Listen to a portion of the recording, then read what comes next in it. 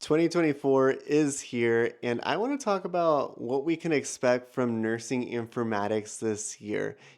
I've been in the field now for a year and a half, so I've really come a ways from the bedside and working myself up to this where I feel like we need a nice little refresher. And where are we at? We're going to be talking about the job market, roles, and positions. And lastly, I want to talk about pay. But hey, what up, y'all? My name is Nurse David. If you haven't been following me, welcome. Go ahead and hit that subscribe button or at least hit the like button. It really, really helps me out. But yeah, I've been working in nursing informatics now for 1.5 years, and I've worked in a total of two different positions. And I will be going into those positions a little bit more later on in this video. But I really want to talk about the job market. Now that I have quite a bit of experience, I would say, I've made quite a bit of connections. I want to talk about what you can expect, and I'm coming from a point of view here in Arizona. So, when I was a bedside nurse, I worked for a company and they had a total of maybe 20, no, not 20. They had maybe about 15 informatics positions available at this place. And this is considered one of the larger hospitals here in Arizona with three large facilities and other ones branching off from that. So they had a total of 15, and my hope was to always get a job at this hospital because I was a bedside nurse there and I knew the workflow. I knew what nurses and doctors did on a day to day basis, at least from an inpatient perspective.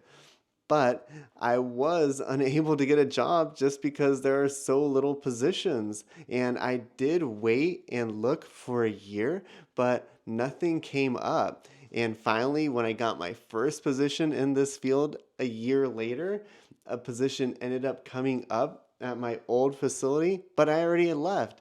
And I felt as though it was too late. It's never too late if that's a place that you really want to work. I could have, but I felt like I've been given an opportunity by somebody and I'm going to roll with it and we'll just see where it goes. Looking at other facilities, one of the other larger hospitals here in Arizona, they have they have quite a bit more than three large hospitals, but they also have hospitals in different states. And I would say in total, they have maybe 20 to 25 informatics type positions. Now, I'm not trying to discourage you. I'm just trying to open your eyes if you're getting into this field that, hey, this is going to take some work and some time to get into. So you really need to make sure that this is kind of like the route that you want to go down because it does get pretty competitive. And one of the main things I found in the job market when looking for positions is that they all want experience. And I went into my first interview for the informatics. I went into that thinking that I was the boss. I knew it all. I had been at the bedside for 9 years, three as a nursing assistant, six as a nurse, and I thought there's no way they aren't hiring me because I'm experienced in healthcare.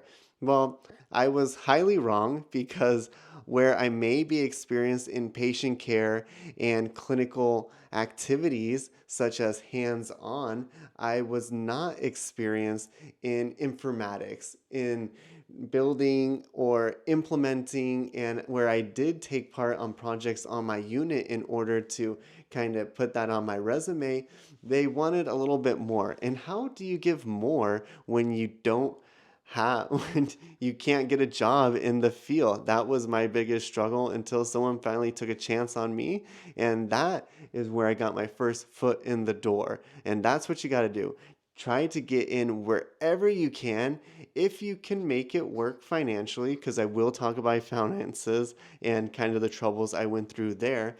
But get your foot in the door because that next job in this field is going to come so much easier now that you have that experience. Roles in informatics. Now, this differs from facility to facility. What some may consider an entry level role, another facility may consider that an equal or actually higher up. But for the sake of this video, we'll kind of just go through different roles that I'm familiar with the first one being an analyst. And my experience as an analyst, as that was my first job, and now I do work with them in my second job, my experience with analysts is that we're kind of on the forefront. At my first job as an analyst, I was managing tickets, and when a provider would possibly have a glitch or something go wrong in their workflow, the ticket would come to me first as an analyst. Then, if that ticket needed to be escalated where a change needed to happen, that's when I would get our clinical slash nursing informatics person involved, and they would take that ticket on as a project of a change that could be made to the way people document. I know this is getting very wordy and keeping this a little bit high level, but truly this is kind of like what you can expect in this field. So analyst is our first role.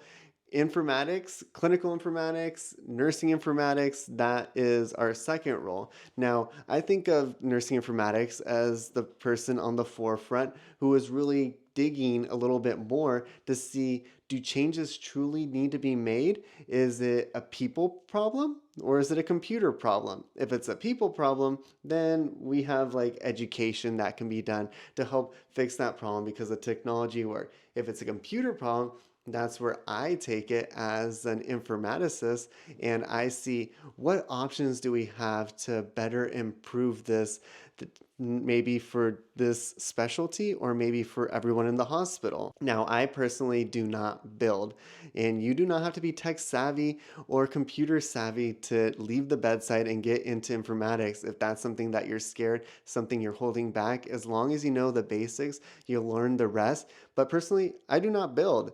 I have been given the opportunity to learn and I'm working on some proficiencies to kind of build up my knowledge on that skill, but it's not something that is required of me in this exact position.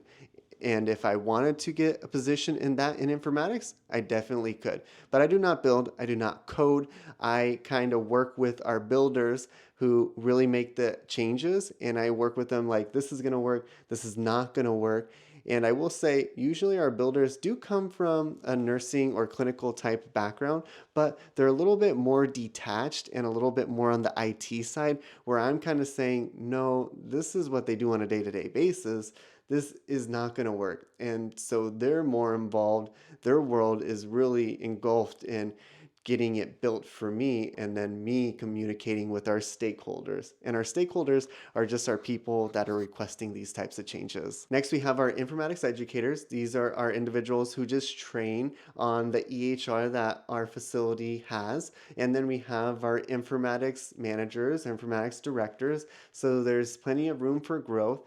A lot of the positions that I see have a 1, 2, 3 grade, so there is opportunity for moving up in your position. And I think we kind of combined roles and positions into that, where I think let's go ahead and hit on money. And my numbers, I will say, are slightly old because I've been in the field now for 1.5 years. So when I left the bedside, I had high expectations of making quite a bit of money.